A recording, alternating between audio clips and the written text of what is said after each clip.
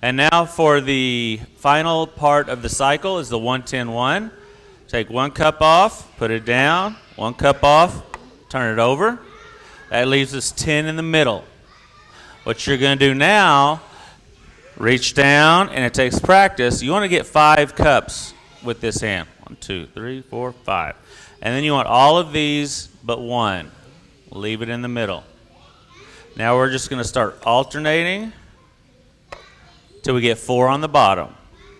Then we want to cover, so we're going to do 2 at a time, but we want to cover the middle one always. Don't do this. Always want to cover that middle one.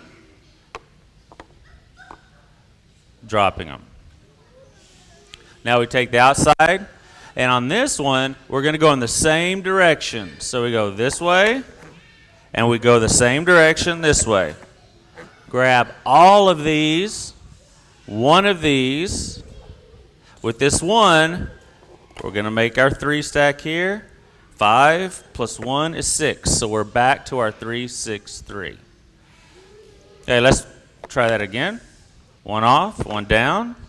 5, 4, drop, drop. Now we're going to take it down.